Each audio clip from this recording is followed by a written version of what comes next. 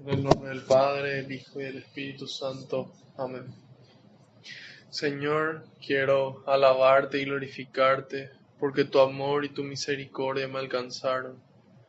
Quiero alabarte y glorificarte, porque no nos tratas como merecen nuestras culpas. Quiero alabarte y glorificarte, porque solo tú eres santo, y tuyo es el poder, el honor y la gloria por siempre, Señor. Quiero alabarte y glorificarte, porque por tu santa cruz redimiste al mundo entero por amor y con amor. Te pido, Señor, en este momento, perdón por todos mis pecados, de pensamiento, de palabra, de obra y de omisión. Te pido perdón de corazón, Señor, por todas las cosas malas que hice y las cosas buenas que dejé de hacer. Te pido, Señor, que se cumpla tu palabra. Tú dijiste que donde dos o más se reúnan en tu nombre, ahí vas a estar vos presente, Señor. Y nosotros sabemos que aunque no te podamos ver, tú estás aquí entre nosotros, contento, feliz, gozoso de que podamos conocer un poco más de tu palabra, conocerte a vos y tu mensaje, para que podamos aceptarla y llevarla a la práctica. Y que eso sea de bendición para nosotros y todas las personas que se encuentren con nosotros. Te pido, Jesús, que tú vayas por delante, que puedas allanar el camino, que puedas arar la tierra de nuestra mente y nuestro corazón, para que esta semilla que se va a sembrar, que es tu palabra, pueda dar fruto y fruto en abundancia. En algunos el 30, en otros el 60 y en otros el 100%, Señor. Te pido, Señor, que yo decrezca por completo y sea tu Espíritu Santo el que me inunde. Te entregamos, Señor, todas las intenciones que cada uno trae en su corazón, todos esos pedidos de oración que recibimos, todo te lo entregamos porque sabemos que lo recoges con alegría y lo entregas al Padre para que nos conceda esa gracia que estamos necesitando a su debido tiempo y acorde a su voluntad. Gloria y alabanza sean dadas a ti, hoy y siempre, por los siglos de los siglos. Amén. Repitan después de mí: Espíritu Santo, vacíame de mí y lléname de ti hasta rebosar. Espíritu Santo, vacíame de mí y lléname de ti hasta rebosar. Espíritu Santo, vacíame de mí y lléname de ti hasta rebosar. Amén. Ahora les pido que en un momento de silencio intercedan por mí ante el Padre, para que todo lo que transmita sean las palabras del Hijo y sea el Espíritu Santo el que obre con intensidad en mí y en ustedes también.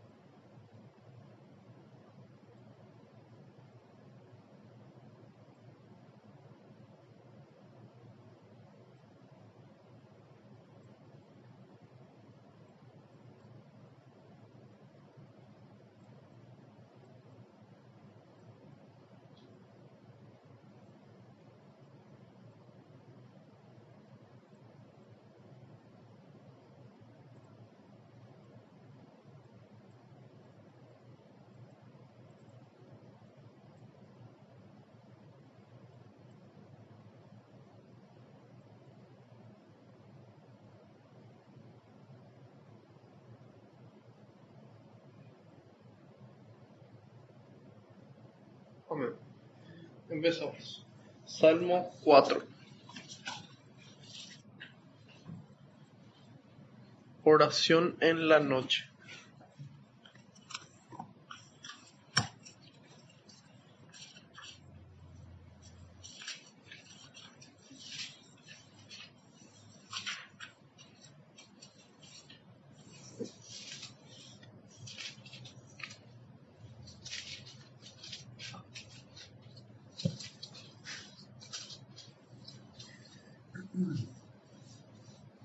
Oración de la noche.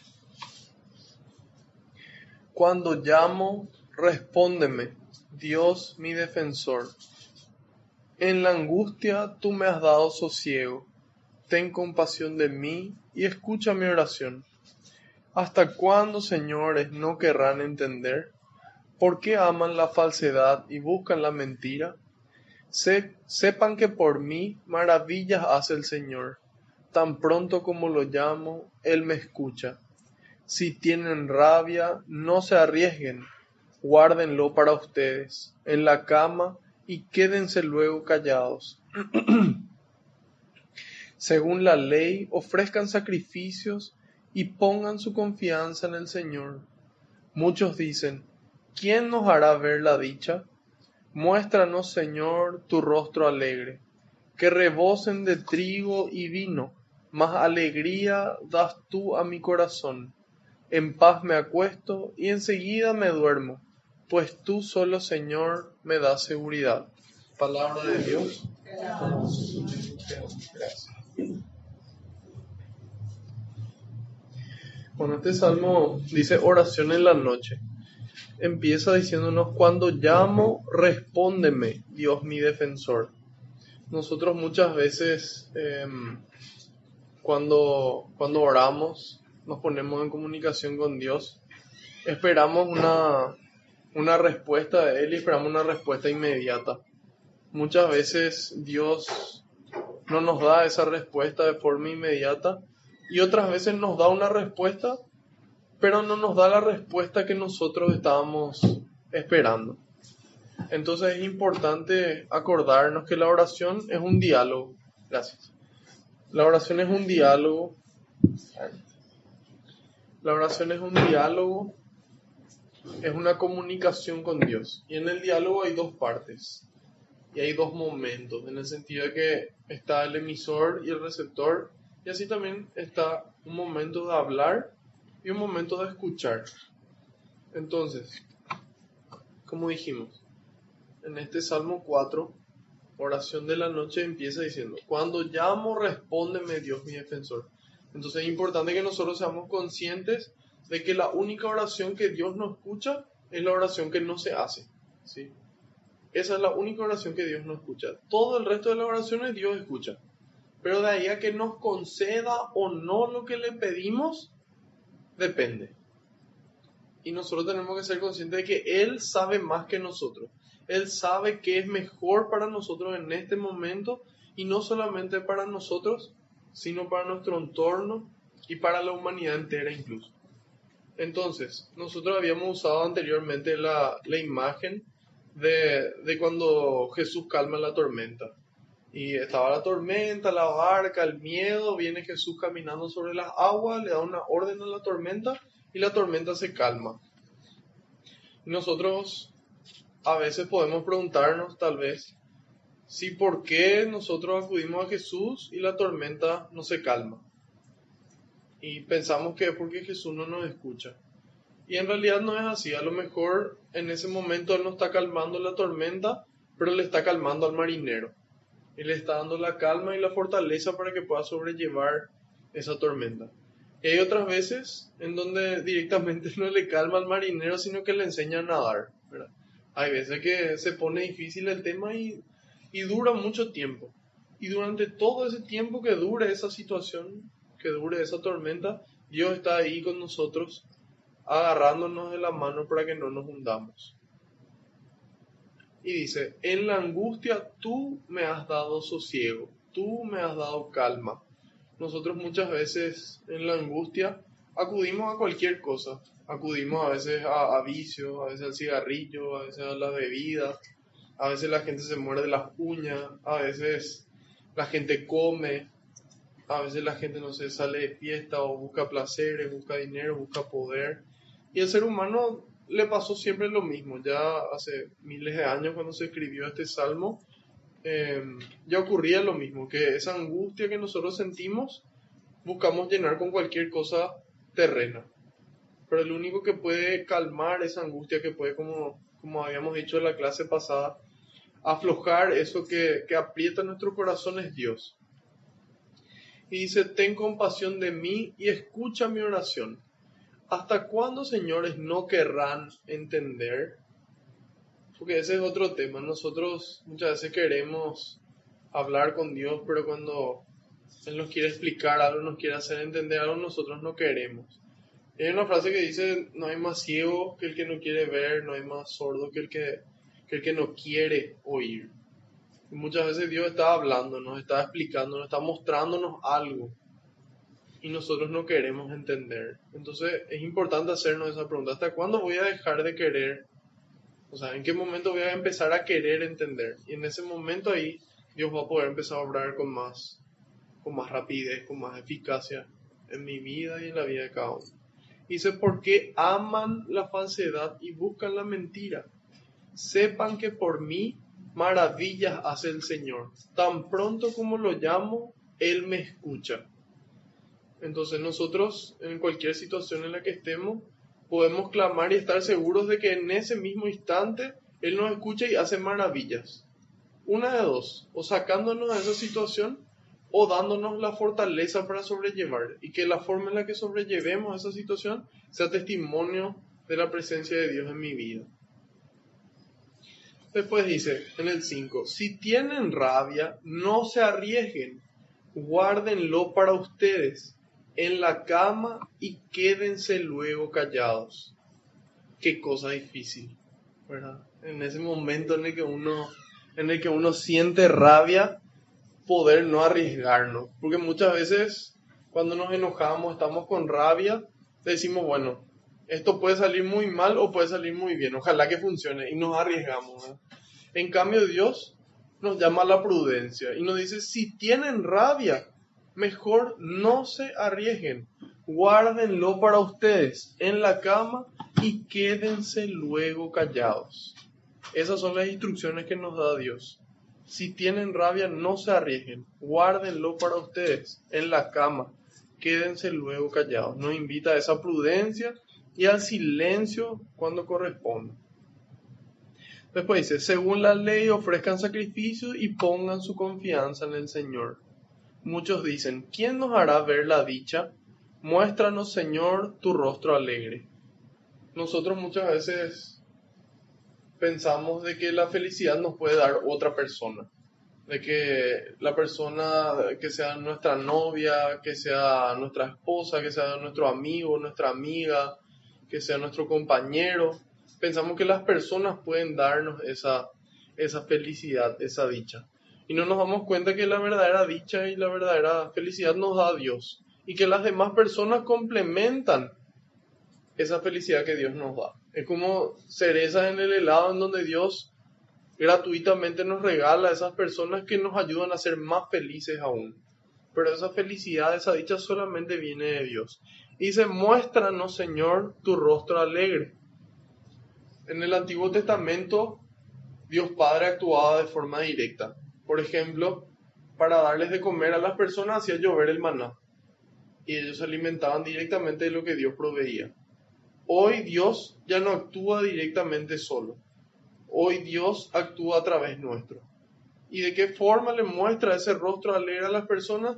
A través de nuestras sonrisas, a través de nuestros rostros alegres.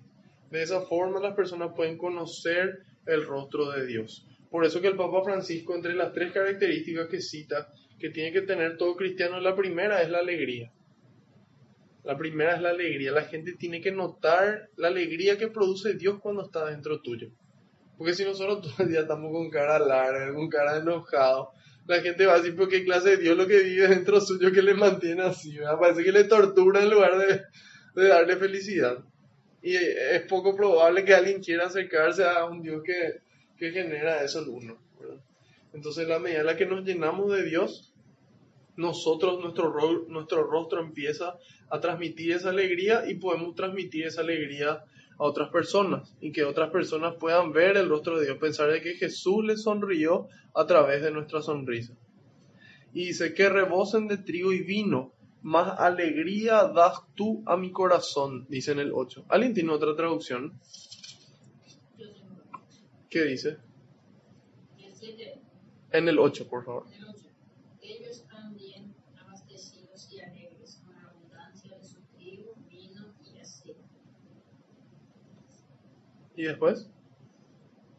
Y después sigue, más yo dormiré en paz y descansaré, porque tú, Señor, solo tú has asegurado mi esperanza.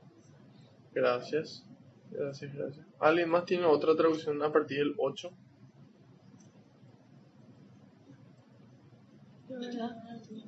¿Sí? Ok.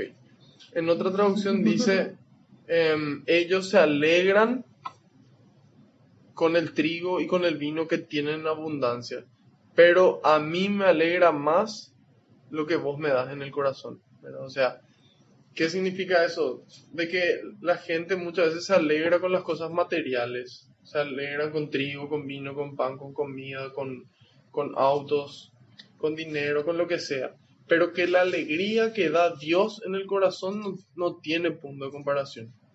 Y es muy importante resaltar de que esta alegría de verdad se experimenta. Yo puedo transmitirles esa alegría. Durante este fin de semana, el viernes, fue el cumpleaños de la esposa de mi papá. Y hicieron una gran fiesta. Y el sábado hubo otra fiesta y así. Y durante todo el tiempo hay fiestas. Pero yo me fui de retiro. Y la alegría que Dios puso en mi corazón es realmente mayor que cualquier alegría material. Y eso es algo que uno personalmente tiene que experimentar. O sea, yo le puedo contar a ustedes la alegría que produce Dios, pero mientras que ustedes no decidan darle su espacio a Dios y gustar qué tan bueno es, va a ser lindo y les va a ayudar, pero no va a ser lo mismo que cuando ustedes sientan. Y después dice, en paz me acuesto y enseguida me duermo, pues tú solo, Señor, me das seguridad. En lo personal yo nunca tuve problemas para dormir. Desde pequeño hasta hoy no recuerdo haber tenido problemas para dormir. Y yo creo que no es porque yo soy bueno y porque yo soy tranquilo que yo puedo dormir. Yo creo que el poder dormir es un don. Yo creo que es un regalo de Dios el poder dormir en paz, ¿verdad? El poder descansar. Y en la medida en la que Dios es mi seguridad, entonces yo puedo recibir ese don. Un don es un regalo, es algo gratis, no es algo que yo me merezco, no es porque yo recé 50 rosarios que entonces Dios me regala como premio, no. El don es una gracia que Dios regala de forma gratuita. Entonces, si yo no puedo dormir, yo le puedo pedir a Dios ese don. Yo me doy cuenta en mi humildad de que mi capacidad, de que con mi mente y con mi cuerpo no me da a mí para dormir solo, sin tener que recurrir a algún té, alguna pastilla o algún método extraño para poder conciliar el sueño. Entonces yo le pido a Dios que me regale ese don. Y no porque yo soy bueno, no porque yo me merezco, sino porque Él me ama y porque es misericordioso y decide regalarme. Y al que pide se le dará, dice la palabra. Y dice también que aunque no se lo dé por ser su amigo, se lo dará por su molesta insistencia, ¿verdad? O sea, hay que perseverar en esa oración, hay que perseverar en pedir las cosas. Entonces, haciendo un resumen de este salmo, saber que Dios siempre nos escucha, siempre escucha nuestras oraciones y que nos da respuesta. A veces la respuesta es el silencio. Otras veces su respuesta es algo que nosotros no queremos escuchar, pero eso no significa que no nos haya escuchado, sino que Él sabe que es mejor para mí, para mi entorno y para la humanidad entera, y en base a eso Él me da una respuesta. Y después nos llama a la prudencia, dice, si tienen rabia no se arriesguen, quédense callados. Y finalmente, que la alegría que brindan las cosas materiales no tiene comparación con la alegría que Dios pone en nuestro corazón. Y en la medida en la que nosotros depositamos nuestra confianza, nuestra seguridad en el Señor, Él nos va regalando dones como podría ser el don de dormir tranquilos. ¿Hay alguna pregunta hasta aquí? ¿O comentario? Orar sí o sí, uno necesita estar en apartado o... No necesariamente, pero en el principio, cuando uno está iniciando su vida de oración, es importante el silencio, ¿verdad? Y eventualmente uno va pudiendo mejorar esa capacidad de oración porque hay momentos en los que hay un escándalo, hay un alboroto, hay un una situación, hay mucha gente y ahí te pones a rezar. Sí, y eventualmente uno puede alcanzar esa capacidad, esa habilidad de orar en momentos difíciles, ¿verdad? Pero ¿qué pasa? El tema es que empiezan, o sea, normalmente es más fácil orar en el silencio. Te desconectas, te levantas bien temprano cuando todos duermen, no te acostás más tarde y es más fácil entrar en ese clima de oración, ¿verdad?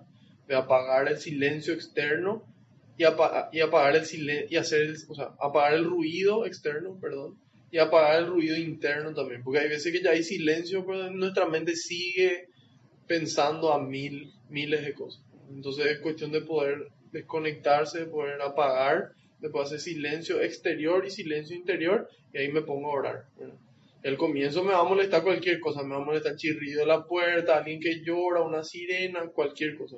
Pero es cuestión de continuar ese ejercicio. Entonces después, la medida en la que necesitemos en una situación donde no sé, haya un incendio y yo tenga que orar, entonces yo voy a poder orar en ese momento también. Y entonces es entrar en ese silencio interior. Sí, de repente puede que haya muchísimo ruido. A mí a veces me escribe alguien, mira, necesito oración y yo estoy, no sé, en medio de una fiesta, ¿verdad? Y en ese mismo momento yo ahí me siento, cierro los ojos y pido por esa persona. Y una invocación ya, por ejemplo, que yo, antes de una discusión, tú ya estabas así con una persona y está a punto de discutir, vos presentís eso y ahí invocás y rezás, o sea, eso Sí. ya es también una... Sí, es una oración. Y, o sea, existen lo que se llaman de repente ejaculatorias, ¿verdad? Que son oraciones cortitas. Eso. Que vos justamente en esos momentos donde vos sentís que es así urgente, ahí sacás tu inyección de oración, ¿verdad? Por ejemplo, Padre, en tus manos encomiendo mi espíritu. Eso es, por ejemplo, una ejaculatoria que a mí me funciona, ¿verdad? O sea, cuando ya me doy cuenta que me están haciendo enojar, Padre, en tus manos encomiendo mi espíritu, ¿verdad? Ahí confío en que estoy encomendándole mi espíritu, que es Dios el que está obrando en ese momento, ¿verdad? O ten misericordia de mí, o todo te ofrezco, Señor, o diferentes oraciones cortas que pueden ser efectivas, ¿verdad? También suma. ¿Alguna otra acotación? Ok, excelente. Pasamos a Lucas 6, a partir del versículo 27. Hoy vamos a dar la segunda mitad. En la primera mitad empezaba Jesús enseñándonos sobre el sábado, que el sábado fue creado para el hombre y no el hombre para el sábado, de que Él es verdaderamente Dios y que ni siquiera el sumo sacerdote tenía la capacidad de dispensar el sábado, pero Jesús sí, demostrando su divinidad, y nos muestra que es más importante hacer el bien sobre todas las cosas, ¿verdad? Sin importar que hasta nuestra vida corra peligro, hacer el bien es la prioridad uno.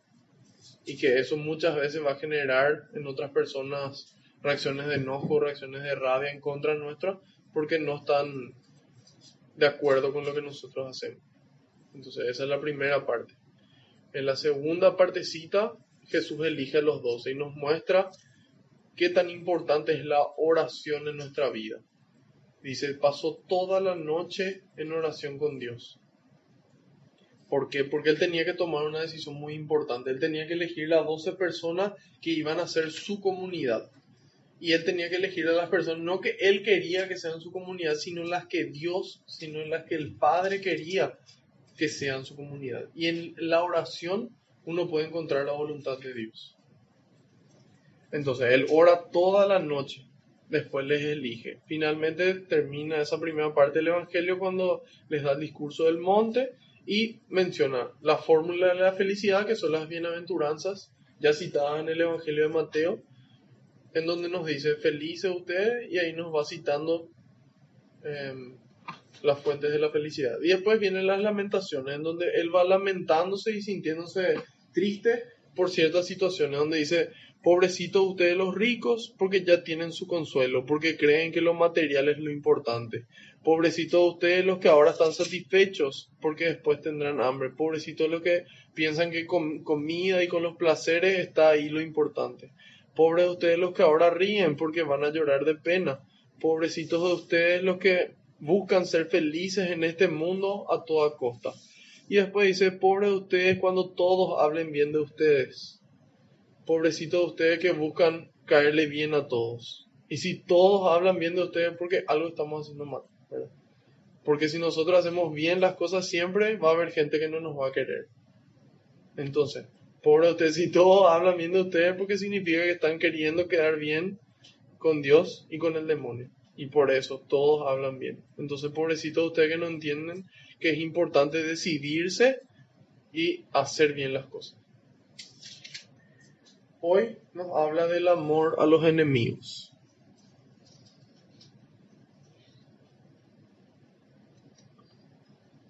Yo les digo a ustedes que me escuchan, amen a sus enemigos, hagan el bien a los que los odian, bendigan a los que los maldicen, rueguen por los que los maltratan. Al que te golpea en una mejilla, preséntale también la otra. Al que te arrebata el manto, entrégale también el vestido. Da al que te pide, y al que te quita lo tuyo, no se lo reclames. Trata a los demás como quieren que ellos les traten a ustedes. Porque si ustedes aman a los que los aman, ¿qué mérito tienen? Hasta los malos aman a los que los aman. Y si hacen el bien a los que les hacen el bien, ¿qué gracia tiene? También los pecadores obran así. Y si prestan algo a los que les pueden retribuir, ¿qué gracia tiene? También los pecadores prestan a pecadores, para que éstos correspondan con algo. Amen a sus enemigos, hagan el bien y presten sin esperar nada a cambio. Entonces la recompensa de ustedes será grande y serán hijos del Altísimo, que es bueno con los ingratos y los pecadores. Sean compasivos, como es compasivo el Padre de ustedes. No juzguen y no serán juzgados, no condenen y no serán condenados. Perdonen y serán perdonados. Den y se les dará. Se les echará en su delantal una medida colmada, apretada y rebosante. Porque con la medida que ustedes midan, serán medidos ustedes. Jesús les puso también esta comparación. ¿Puede un ciego guiar a otro ciego? Ciertamente caerán ambos en algún hoyo. El discípulo no está por encima de su maestro, pero si se deja formar, se parecerá a su maestro. ¿Y por qué te fijas en la pelusa que tiene tu hermano en un ojo, si no eres consciente de la viga que tienes en el tuyo? ¿Cómo puedes decir a tu hermano, hermano, deja que te saque la pelusa que tienes en el ojo, si tú no ves la viga en el tuyo? Hipócrita, saca primero la viga de tu propio ojo, para que veas con claridad, y entonces sacarás la pelusa del ojo de tu hermano. No hay árbol bueno que dé frutos malos, ni árbol malo que dé frutos buenos. Cada árbol se conoce por sus frutos. No se recogen higos de los espinos, ni se sacan uvas de las zarzas. Así, el hombre bueno saca cosas buenas del tesoro que tiene en su corazón, mientras que el malo, de su fondo malo, saca cosas malas. La boca habla de lo que está lleno el corazón. ¿Por qué me llaman Señor, Señor, y no hacen lo que les digo? Les voy a decir a quién se parece el que viene a mí y escucha mis palabras y las practica. Se parece a un hombre que construyó una casa, cavó profundamente y puso los cimientos sobre la roca. Vino una inundación y la corriente se precipitó sobre la casa, pero no pudo removerla, porque estaba bien construida. Por el contrario, el que escucha, pero no pone en práctica, se parece a un hombre que construyó su casa sobre tierra, sin cimientos. La corriente se precipitó sobre ella y enseguida se desmoronó, siendo grande el desastre de aquella casa. Palabra del Señor. Jesús. Bueno, empieza diciéndonos, yo les digo a ustedes que me escuchan. Yo les digo a ustedes que me escuchan. Entonces, a nosotros hoy nos habla Jesús que le estamos escuchando.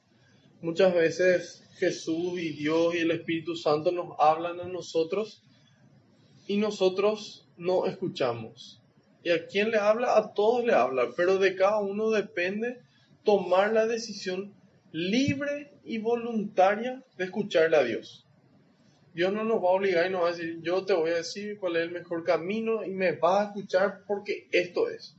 Dios no es así. Y nos dice, yo les digo a ustedes que me escuchan. Nosotros muchas veces miramos a nuestro alrededor, miramos el mundo y vemos como hay gente muy egoísta, hay gente que no le importa robar, hay gente que no le importa matar. Y nosotros esperamos que todos actúen de la forma en la que nosotros actuaríamos. Pero la diferencia es que muchas de esas personas ahí afuera no le conocen a Jesús, no le escuchan a Jesús. Entonces es muy difícil que puedan actuar de esa forma. Y nosotros tenemos que ser conscientes de esa realidad, de que nosotros escuchamos a Jesús y de que nosotros tenemos que actuar en consecuencia. Jesús marca la diferencia en el sentido de que hoy podríamos hablar de un buen ciudadano. Un buen ciudadano es una persona que cumple todas las leyes y no le hace mal a nadie, ¿sí?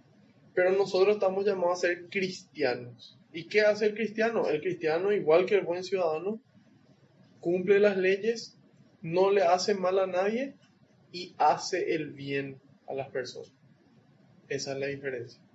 Y ese hacer el bien implica una renuncia a mi tiempo, a mis cosas, a mi vida, para poder hacer bien por alguien más.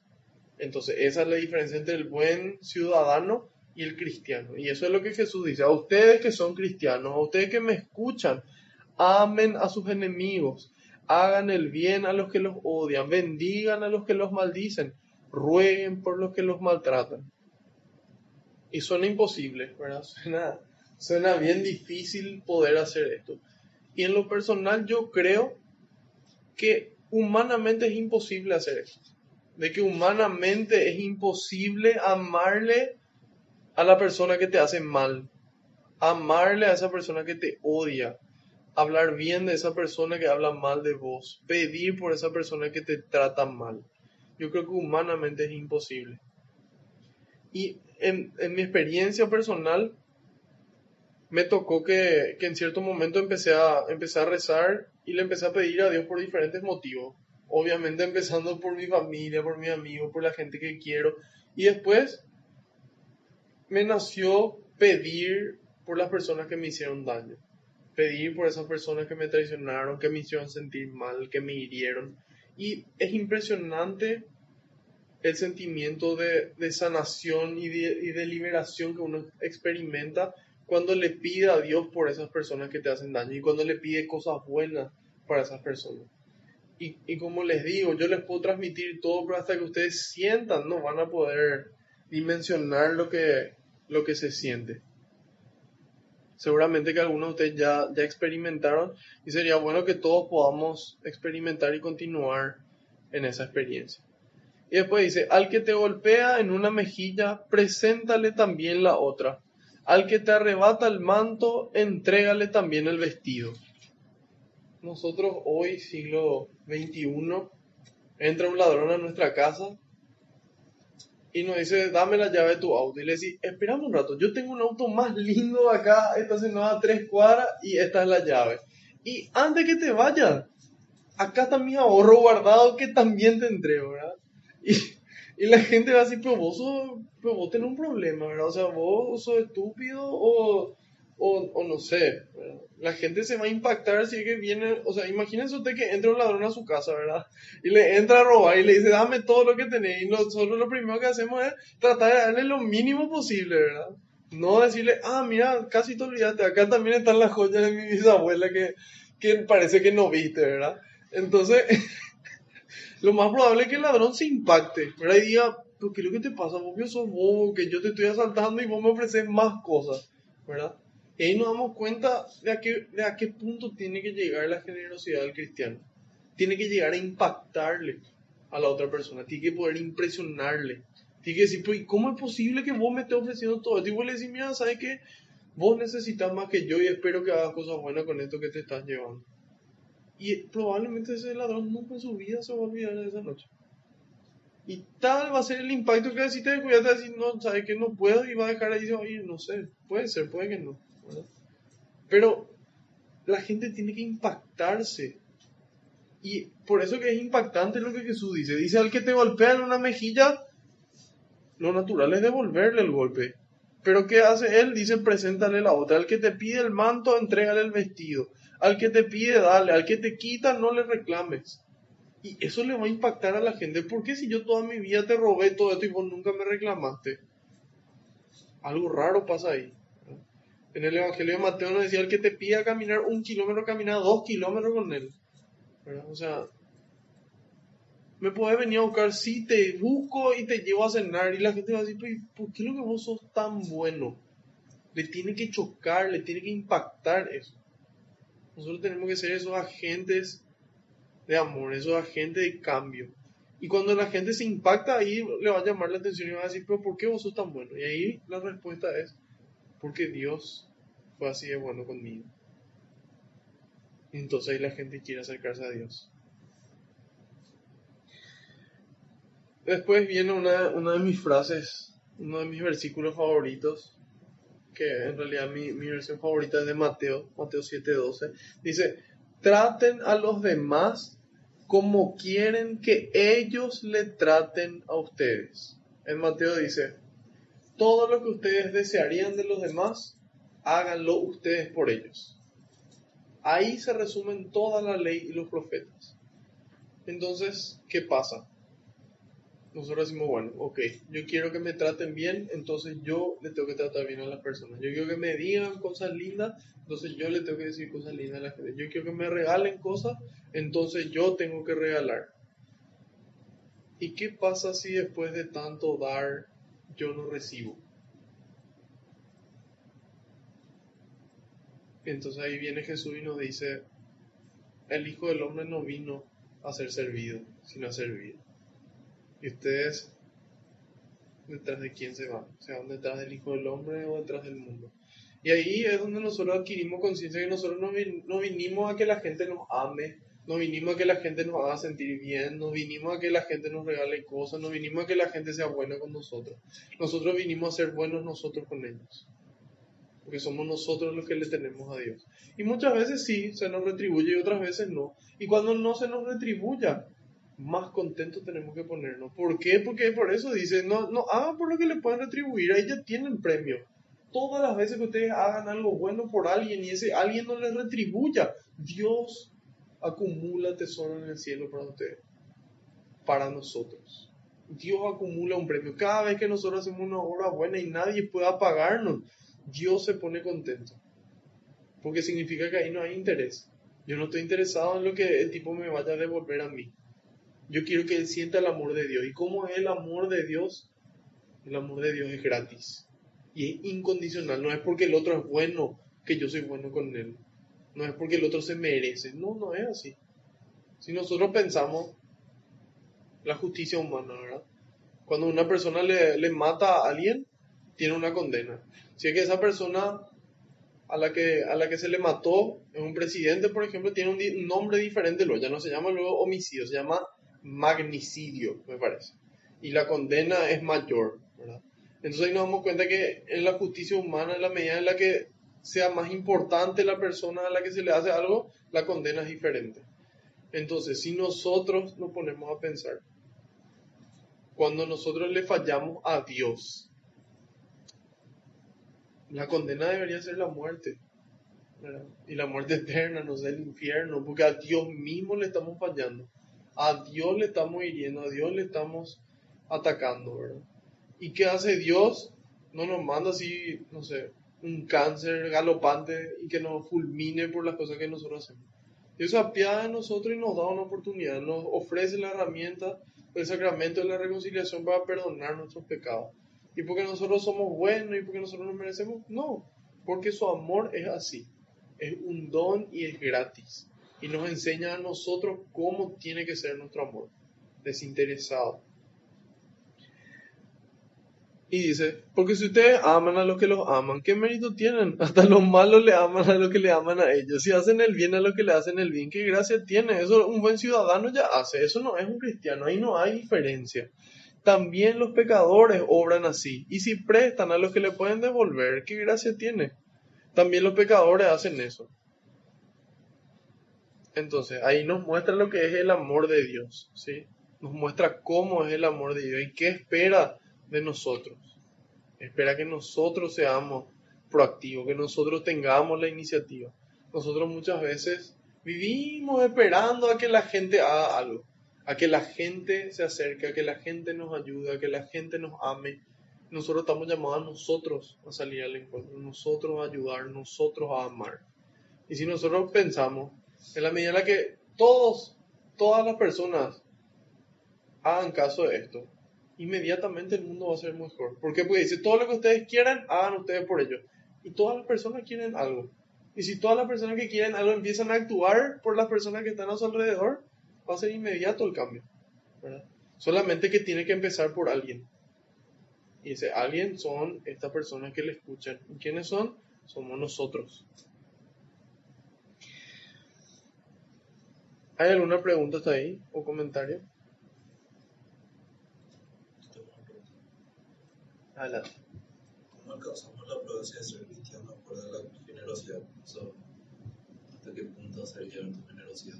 Del momento que alguien no se pase contigo, cuando ya le estás dando demasiado. Y ¿De qué momento también afecta de manera personal? Cuando ya das demasiado. Y el tema es que vamos a ver que más adelante dice que cada uno saca de su tesoro, saca de su corazón las cosas para poder darle a los demás, ¿verdad? El momento en el que yo todo el tiempo doy y yo no me recargo de vuelta, no vuelvo a recargar mi tesoro, no vuelvo a recargar mi corazón de Dios, yo me voy vaciando y eso me va afectando a mí, ¿verdad? Y me va robando mi paz, me va robando mi alegría y eso no es bueno, ¿verdad?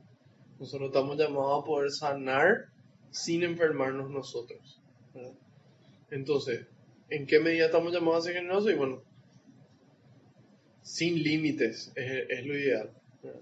Pero hay momentos en donde toca guardar distancia porque nosotros nos vemos perjudicados, ¿verdad? Y en esa distancia, o sea, si nosotros nos ponemos a pensar, incluso hasta dentro de un matrimonio, la iglesia recomienda la separación, no el divorcio, la separación durante un tiempo para que las personas puedan recargarse de Dios y puedan volver a continuar amándose, ¿verdad? Volver a tenerse paciencia, volver a perdonar, volver a tener esa misericordia.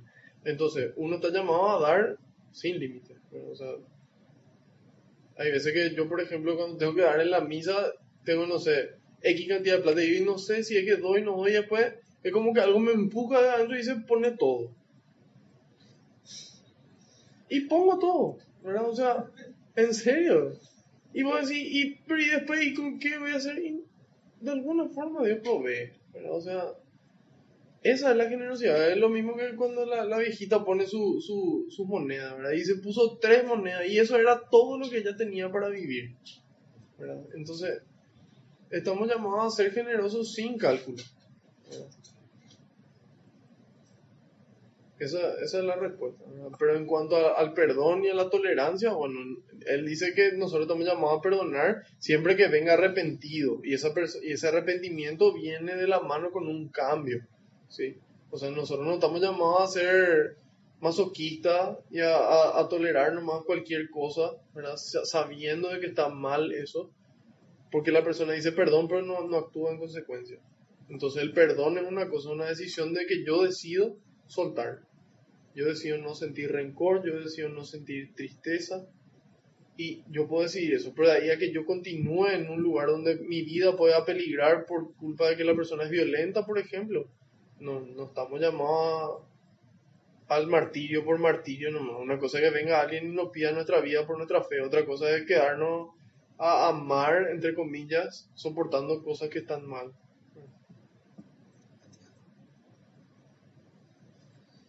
¿Alguna otra consulta o comentario? Bueno, entonces en síntesis, el amor a los enemigos, amar a tal punto que le impacte a la gente, que le sorprenda. Y todo lo que nosotros esperamos que alguien haga por nosotros, somos nosotros los llamados a hacer eso. Y si nadie hace por nosotros, mejor, más recompensa en el cielo. Y acordarnos de que nosotros vinimos a servir y no a ser servidos. Después dice, amen a sus enemigos, hagan el bien y presten sin esperar nada a cambio. Entonces Entonces la recompensa de ustedes será grande y serán hijos del Altísimo, que es bueno con los ingratos y los pecadores. Nosotros de repente escuchamos, sí, esa persona es digna, hija de tal persona por su actitud. Y eso puede ser para bien o para mal. Puede ser digna, hija, porque es impresionante la argelería que transmite, ¿verdad? Entonces es digna, hija de tal persona.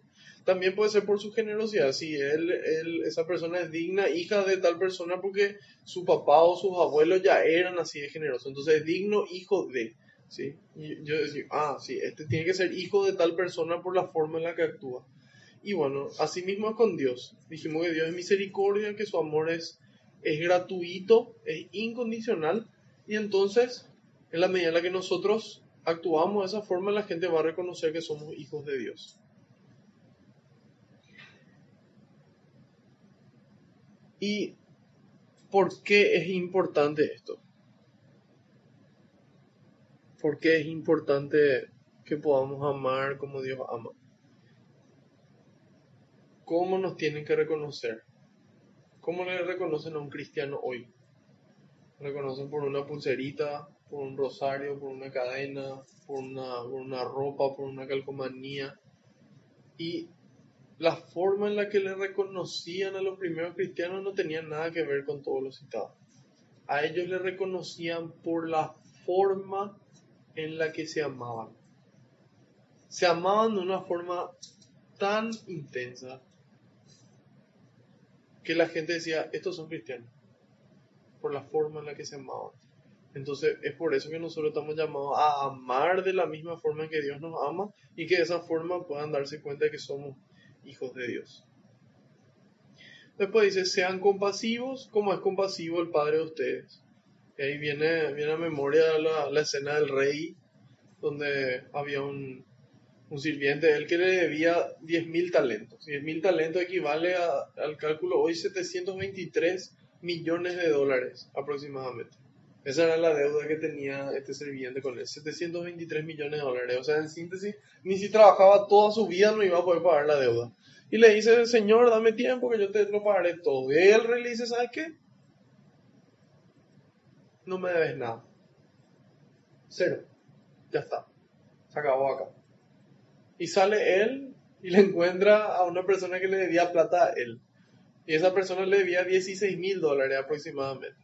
O sea, si hacemos 16.000 dólares versus 723 millones de dólares, nos damos cuenta de la diferencia. A él se le perdonó esa deuda impagable. Y se suponía que él tenía que hacer lo mismo. Y él le agarra el cuello, le mete a la cárcel y le dice, no vas a salir hasta que me pagues todo. Y ahí el rey le dice, bueno, no tampoco. ¿Verdad? O sea, yo te perdoné, la idea era que vos aprendas de ese perdón, de esa misericordia y lleves eso a los demás. Entonces, seamos compasivos como Dios es compasivo con nosotros. Después dice, no juzguen y no serán juzgados. No juzguen y no serán juzgados. No condenen y no serán condenados. Perdonen y serán perdonados. Den y se les dará. Se les echará en su delantal una medida colmada, apretada y rebosante. Porque con la medida que ustedes midan, serán medidos ustedes. Cuando yo caí en conciencia de esto, a mí me chocó y yo dije, wow, tengo que empezar a regular, tengo que empezar a bajar un cambio, porque si a mí me llegan a juzgar o a medir como yo mido, yo estoy en el horno.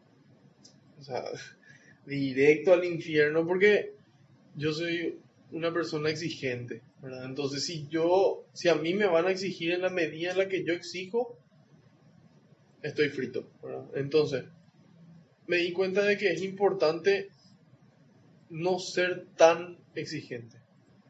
Porque en esa medida, en la medida en la que somos demasiado exigentes, dejamos de ver las cosas buenas.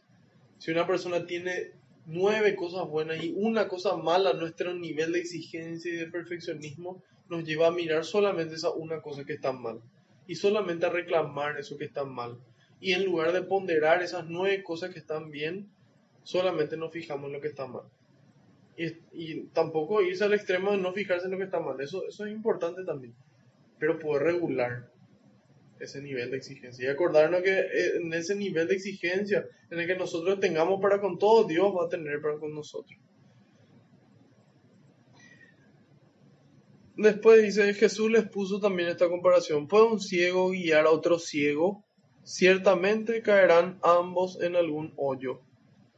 Muchas veces hoy, a nivel mundial, hay personas que afirman tener la luz, que afirman tener la felicidad, que afirman tener la fórmula de la paz. Y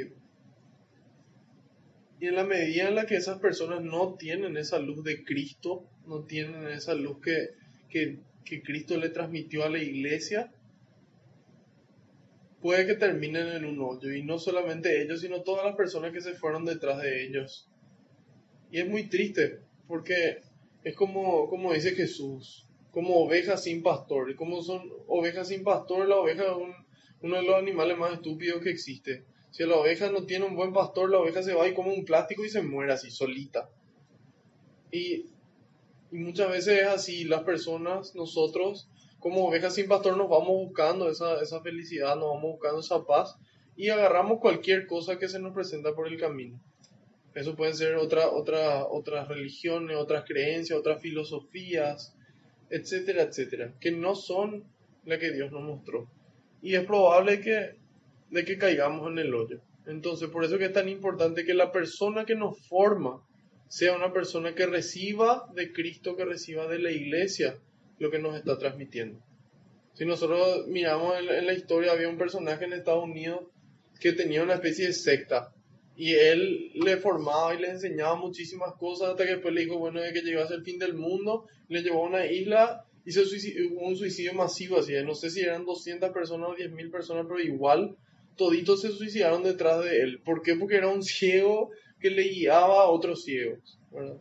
Y terminaron todos cayendo en ese hoyo. Entonces por eso que es tan importante saber de quién yo estoy recibiendo formación, de dónde esa persona recibe su formación.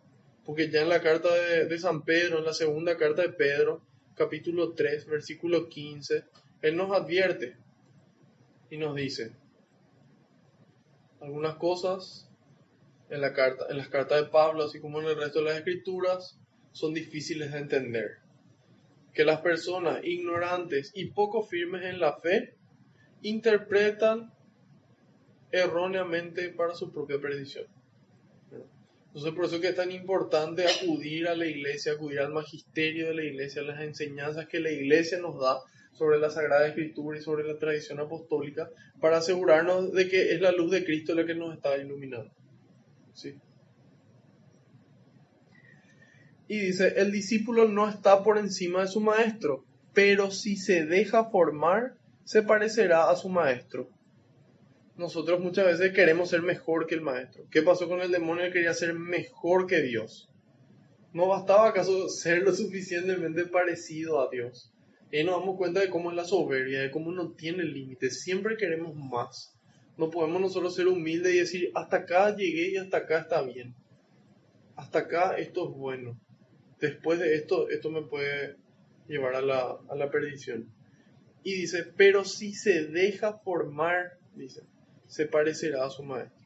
Entonces, ¿en qué medida Dios puede darnos forma, así como se suele representar el barro y el alfarero? ¿En qué medida Dios nos puede formar? En la medida en la que nosotros le dejamos. El corazón es una puerta que solamente se abre desde adentro. Si nosotros no le abrimos la puerta, Él no puede entrar a trabajar.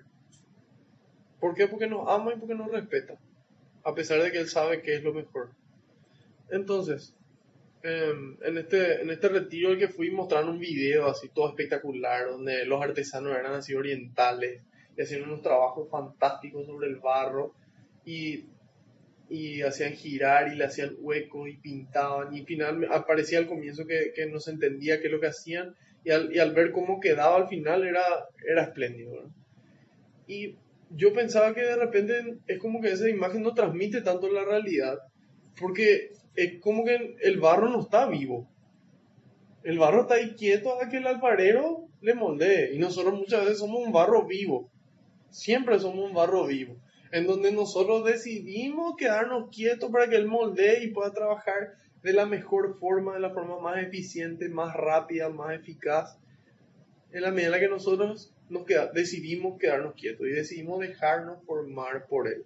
En la medida en la que yo digo, no, yo voy a hacer como yo quiero, este es el camino, entonces el barro se mueve, agarra tranca y deja de girar el barro, entonces el alfarero no puede trabajar como a él le gustaría. Y eso es libre, eso es voluntario. En la medida en la que nosotros más libremente le dejamos a Dios trabajar, Dios puede trabajar de mejor forma. Y tiene que ser libre y voluntario. O si no, es muy difícil, por no decir imposible. Y ahí dice, ¿y por qué te fijas en la pelusa que tiene tu hermano en el ojo y no eres consciente de la viga que tienes en el tuyo? Hipócrita, saca primero la viga en tu propio ojo para que veas con claridad y entonces sacarás la pelusa del ojo de tu hermano. Entonces, acá no dice, no mires nunca la pelusa del ojo de tu hermano, no dice si tu hermano tiene una pelusa de su problema, no. Dice, ¿estás llamado a sacar la pelusa del ojo de tu hermano? Sí. Es tu responsabilidad, es tu trabajo, es tu deber sacarle la pelusa al ojo de tu hermano. Sí. Pero antes tenés que hacer algo vos. Antes tenés que mirar la viga. ¿Por qué? Porque yo veo un pecado en mi hermano. Y yo digo, pero mira, ese pecado a veces es pequeño comparado con este pecado que yo estoy cometiendo. Y yo me doy cuenta, yo le pido a Dios, yo me esfuerzo para arrancar ese pecado. Y cuando yo me esfuerzo y Dios eventualmente logra darme la fuerza o Él mismo arranca ese pecado, entonces yo ya viví la experiencia de arrancar el pecado. Y yo sé lo que cuesta, yo sé lo que duele. Entonces ahí yo tengo la paciencia y el amor para ayudarle a otros a arrancar su pecado también. Por eso tiene ese orden. ¿Es importante ayudarle a arrancar esa pelusa? Sí, pero primero yo.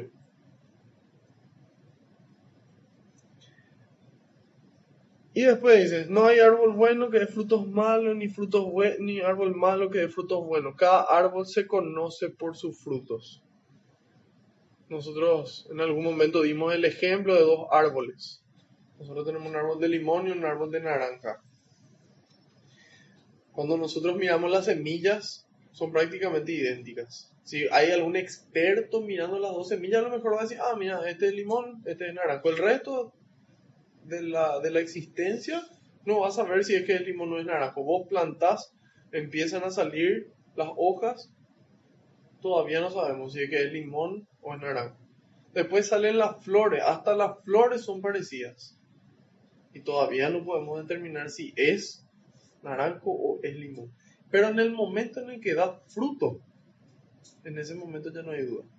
En ese momento nosotros sabemos de forma categórica que eso es un limón o eso es un naranja. Y ocurre lo mismo con nosotros los cristianos. Vos podés decir, ¿esta persona es cristiana o no? ¿Se va a la misa? Sí, no, ok.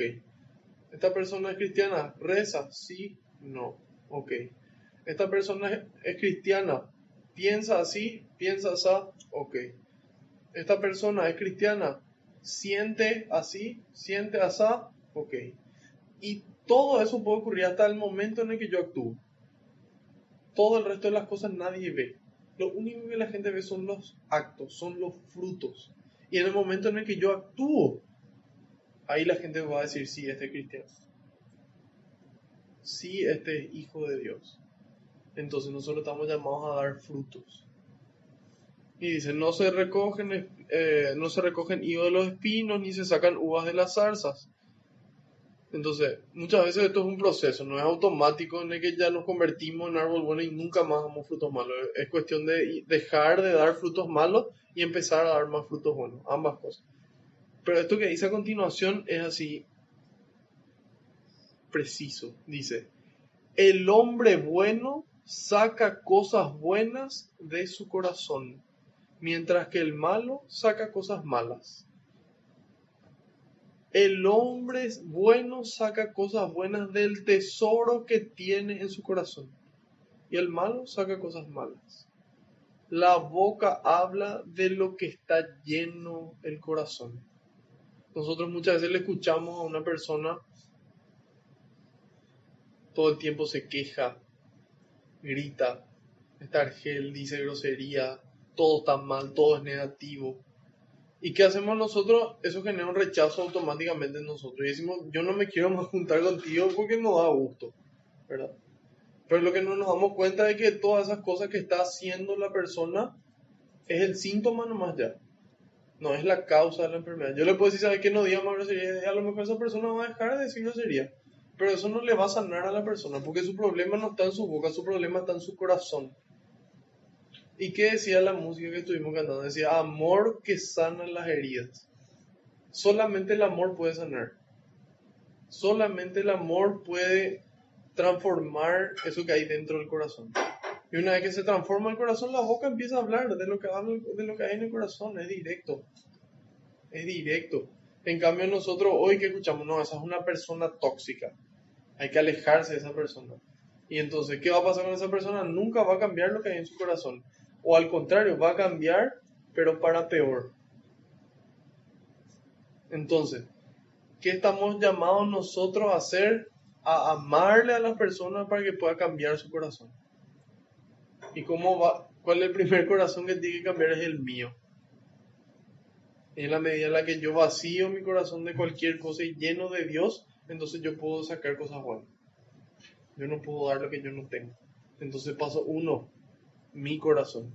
Y después también los corazones ajenos.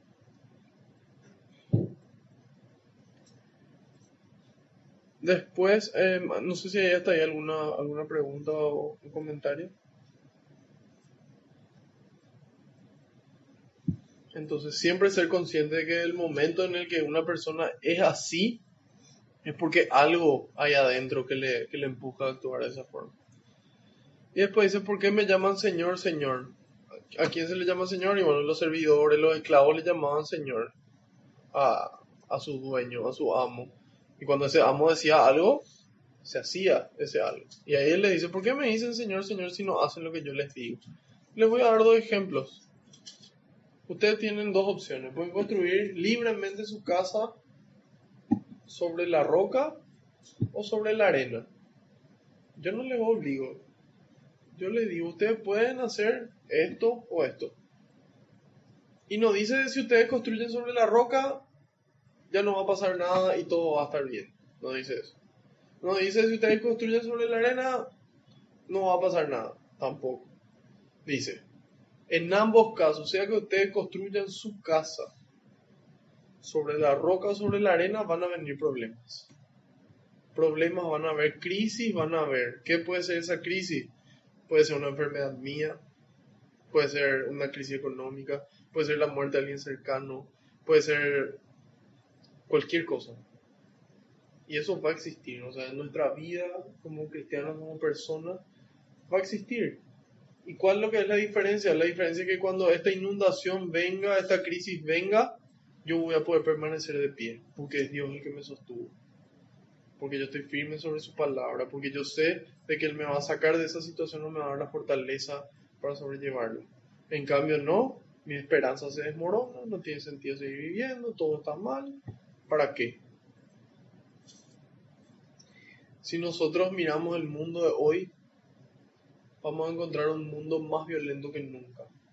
Nunca existió un mundo tan violento como existe hoy. Y si queremos saber eso, es cuestión de mirar los números. Los números no mienten. Números de asesinatos, de hechos violentos.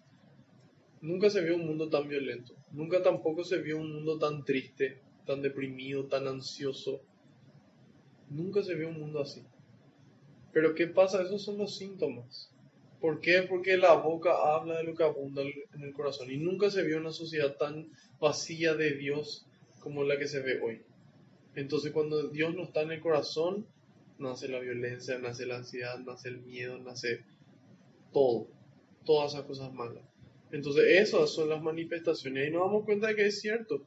De que si nosotros miramos nuestra sociedad, nos damos cuenta de que cada vez está Dios menos presente y que cada vez como resultado, como consecuencia, es cada vez más violenta y cada vez más triste. Entonces, ¿qué estamos llamados nosotros a hacer? A amar, a devolver al corazón de cada persona, corazón por corazón.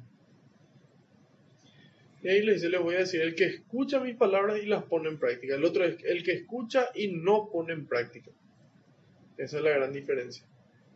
A los dos van a tener problemas, pero uno va a resistir, porque yo le voy a dar la fuerza. El otro se va a derrumbar, porque nuestras fuerzas humanas no alcanzan, no dan abasto. Así nomás es. Entonces, ¿hay alguna pregunta hasta aquí? ¿Comentario? ¿Votación?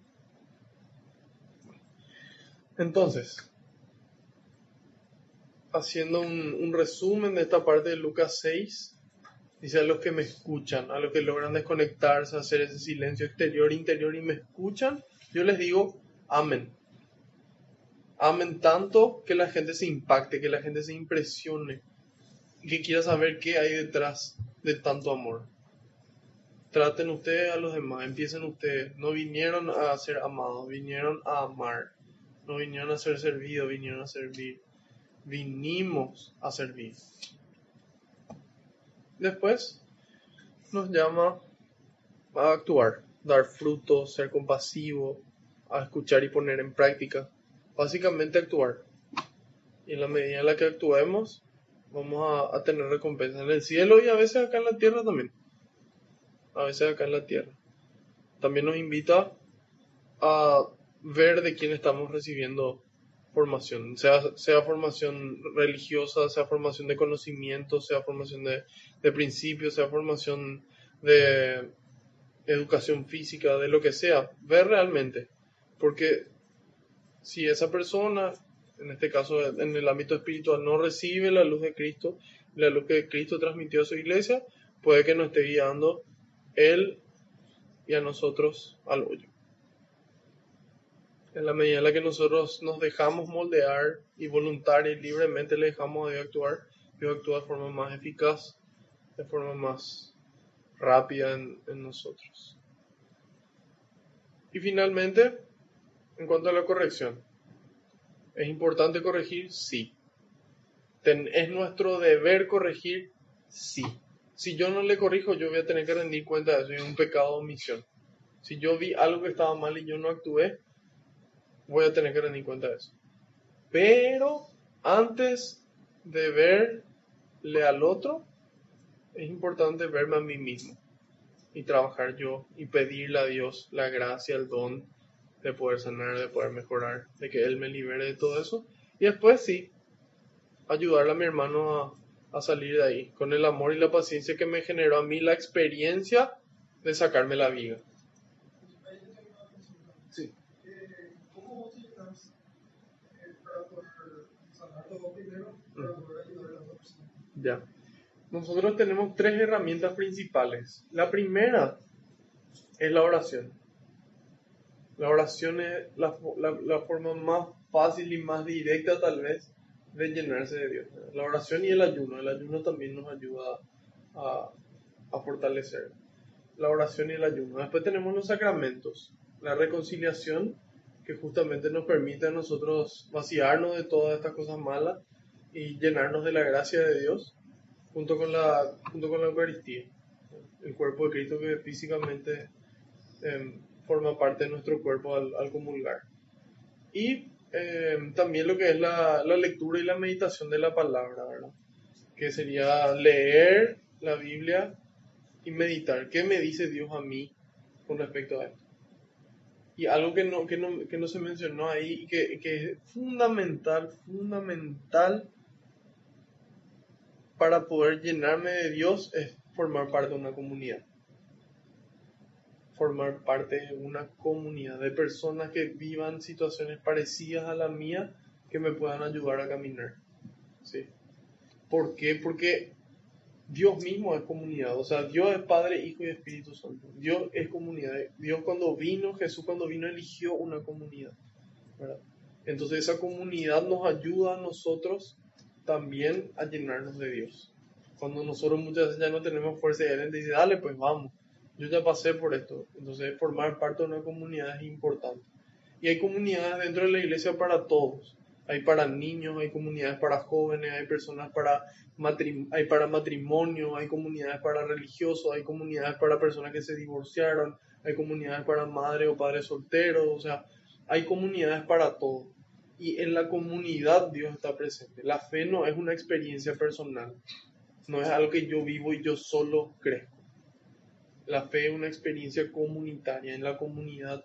Eso es muy importante también. Entonces serían todo lo que dijimos: oración y ayuno, los sacramentos, lectura y meditación de la palabra y la comunidad. ¿Sí? De esa forma yo puedo vaciarme y llenarme de Dios.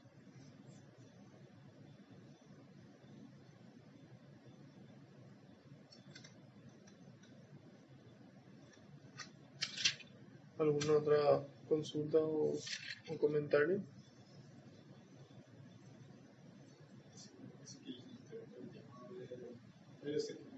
Por experiencia, que hay veces que la persona tóxica puede tener buenas intenciones, buena voluntad de ayudar, de hacerle dar cuenta a esa persona de ciertas cosas que no está haciendo bien.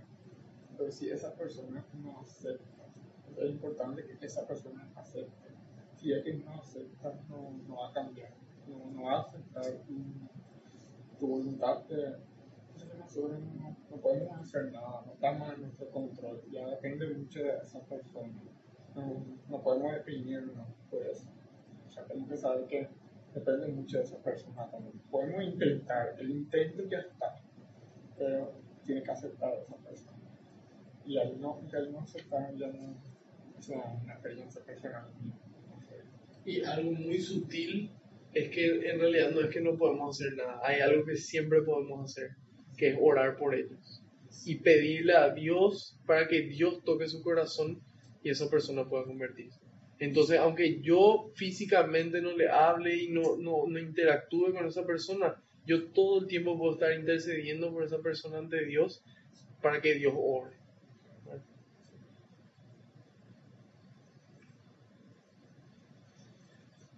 Vamos a dar gracias. Señor, quiero darte gracias por esta oportunidad de reunirnos en tu nombre, por esta oportunidad de compartir todos juntos, de conocerte un poco más, de conocer tu mensaje de amor y de esperanza que nosotros mismos tenemos que llevar a todas las personas. Te doy gracias por mostrarnos este llamado a la prudencia y al silencio de saber en qué momento actuar. También, Señor, por mostrarnos cómo tiene que ser nuestro amor. Tiene que ser un amor desinteresado, un amor gratuito, incondicional. Y de esa forma la gente va a reconocer que somos hijos tuyos. Te agradezco también, Señor, por mostrarnos la importancia de la oración, la importancia de la comunidad y todos los mensajes que quisiste transmitirnos. Te pido que todas las palabras que se pronunciaron puedan hacer ecos en nuestra mente y en nuestro corazón, que podamos aceptarlas y llevarlas a la práctica, para que podamos estar siempre firmes en vos, y cuando vengan las crisis nosotros podamos permanecer de pie con tu fuerza, Señor.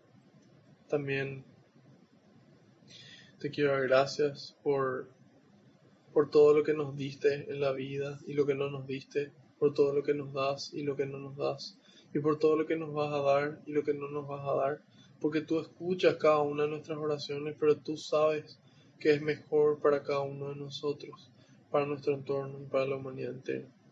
Envía, Señor, más obreros a la viña, porque la cosecha es grande y los obreros son pocos. Gloria y alabanza sean dadas a ti, por los siglos de los siglos. Amén. Te decimos todos juntos: Padre nuestro que estás en el cielo, santificado sea tu nombre. Venga a nosotros tu reino. Hágase tu voluntad en la tierra como en el cielo.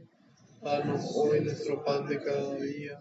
Perdona nuestras ofensas, como también nosotros perdonamos a los que nos ofenden. Y no nos dejes caer en tentación, y líbranos del mal. Amén. Madre Santa, te damos gracias por mostrarnos a nosotros cómo vivir este cristianismo, cómo amar desinteresadamente, por mostrarnos cómo permanecer de pie ante la crisis, ante la cruz, hasta el final.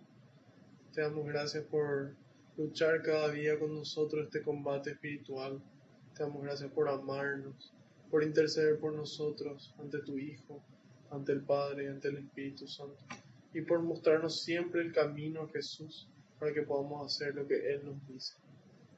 Dios te salve María, llena eres de gracia, el Señor es contigo, bendita tú eres entre todas las mujeres, y bendito es el fruto de tu vientre Jesús.